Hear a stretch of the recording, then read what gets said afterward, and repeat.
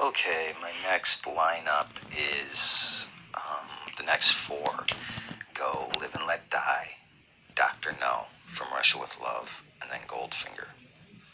Okay, starting out with Live and Let Die. Live and Let Die can actually, it can be put in two different places, and both places I like, and I haven't really decided completely which one I like more. The first one is here, and then the second one is closer to where I put The Man with the Golden Gun, and that's basically because of Sheriff Pepper. Regardless, just continuity issue that kind of collides with this is the Coral Jr. Situation.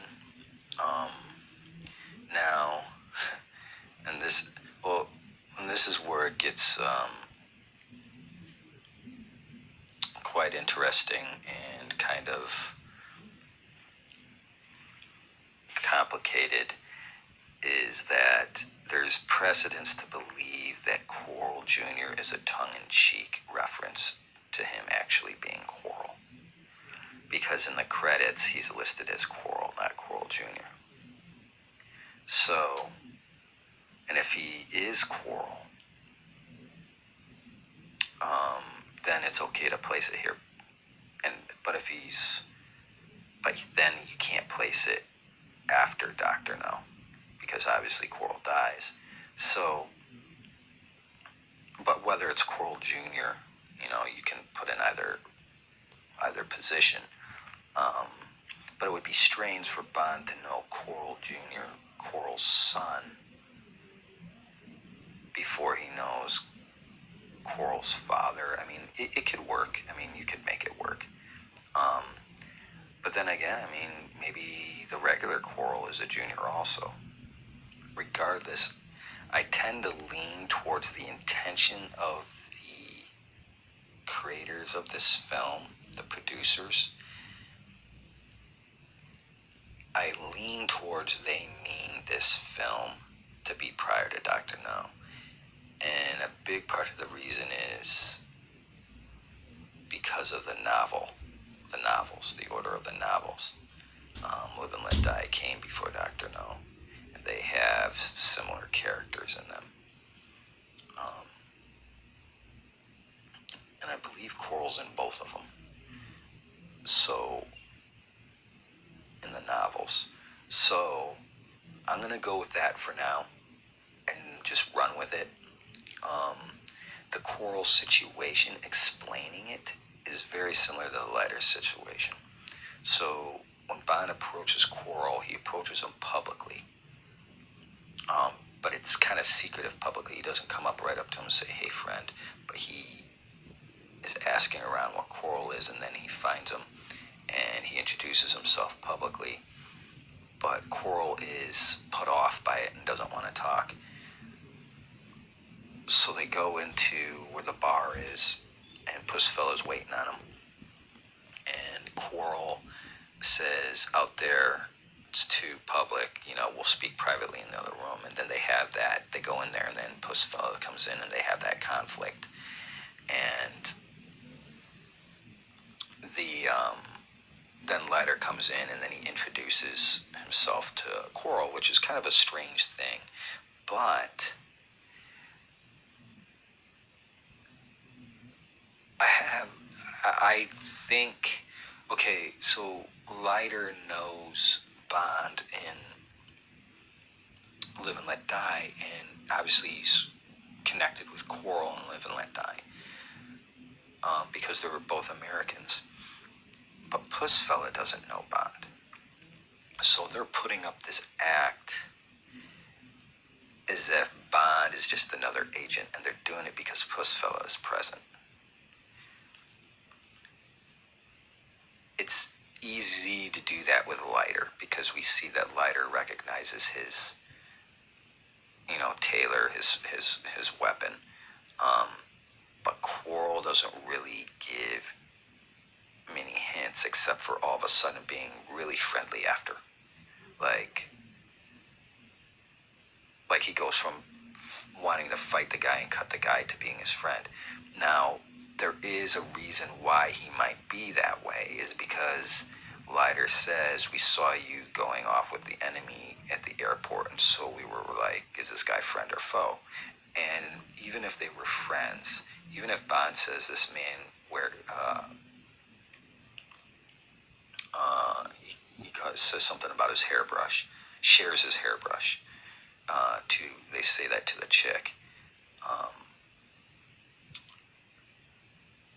they're still going to, because they're with rival companies, basically, they're still going to hold loyalty to the United States, especially because this is a missile problem in Dr. No. But going back to Live and Let Die,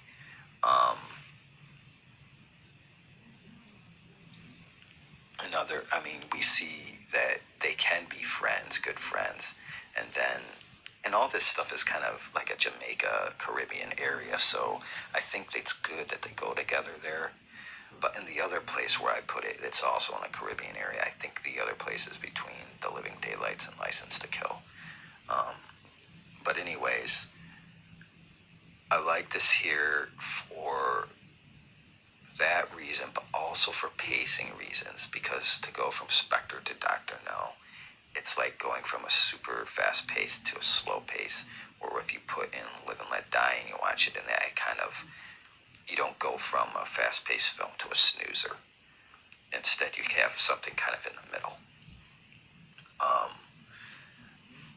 The other thing is, is possibly that Kananga is Inspector.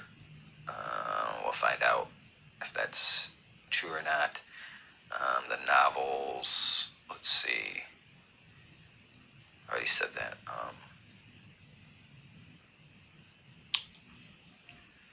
The position of M and Moneypenny is pretty good there, because they are quite new. This is the first time you would see them, and they have a very short, limited time frame there. It's in the very beginning, and there's no cue in this film. So that makes for a good transition. Moving on, the next one is Dr. No. Now this is very key to the whole connection with the Daniel Craig films, is that in Dr. No, Bond says that he has used his Beretta for 10 years, and he hasn't missed with it yet. That tells me, that's evidence that Bond is a seasoned agent in Dr. No, whereas in Casino Royale through Spectre, he hasn't been doing it for as long. He's a newer agent. So there's a huge gap between Spectre and Dr. No, a time gap. And so this tells me Bond's been probably an agent for 10 years, a double agent for 10 years. Another aspect is that M seems to be a fairly new M, no longer than a year. Because he sits there and he says, after Bond talks about he hasn't missed with it yet, he says, but you jammed up on it last fall, and that since he's been on board as M, he's had a reduction in casualties. Now that tells me M is kind of new, because since he's been the new M, things have been, less double O's have died. And that also tells me that supports that Bond knows Leiter before he knew M, before the Miles Meservey M. And that's why he's hesitant in telling him fully that he knows who he is, that he's only heard of him. So with those things where M says or M being new, because he talks about, since he's been M, in the position of M, the double O's have, the casualties for double O's have dropped, and that Bond has been at least probably an agent for 10 years. That's great placement for this film, and for the connection that Bond is going to lie about Leiter, knowing Leiter from the past. The other thing is just a short recap about the Leiter issue. I mean, I already kind of went over it through Live and Let Die, but the Leiter issue, very briefly, is, they know each other,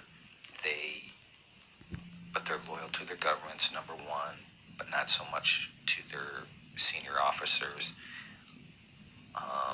But they're cordial and friendly with one another when it's time to get the job done. And just knowing who's on whose side, and just because spy work is tricky work. Then you have the Spectre acronym again. Just a short recap of that is that Spectre in the film Spectre isn't given the acronym, and Dr. No gives the acronym, to which Bond is doing a spy's job, not letting on that he knows what it means, but acting like he wants to know more. Moving on from Russia with Love, that is simply, this one's really, it's shortly after Dr. No, because of the death of Julius Snow is mentioned. Sylvia Trench is a continuity because she's also in Dr. No. Blofeld and Spectre show up in this one also. We have the Spectre agents numbered, introduced. Their assigned numbers.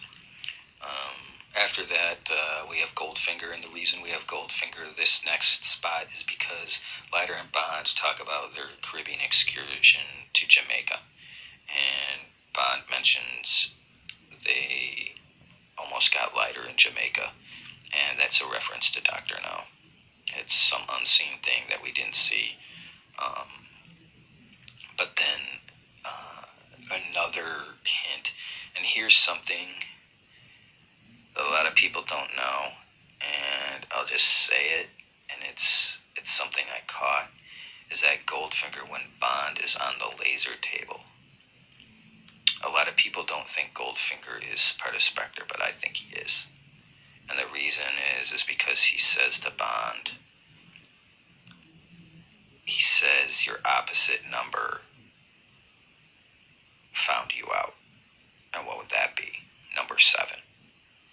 And Goldfinger's working with China, so all the people under him are Asian. And in Thunderball, number 7 at the table is an Asian. And that's, doesn't necessarily mean that that's it. But I think it's a small little hint, and which makes me think these 4 films are all kind of together. Again, to reiterate, just that M seems to be a new M, which would be reasoning for why Bond wouldn't tell him the truth. And it's a consistent thing with Bond. Also, something I think I may have gotten mixed up in the Quantum of Solace explanation is that Deco Henderson, I'm not sure if it was Shanghai, it might be Singapore, that he lost his leg. Either or, I think it's one or the other. But that's it for these. Moving on to the next one. Another continuity thing that I forgot to mention is the Aston Martin. It's where he gets it issued. Connery and Goldfinger.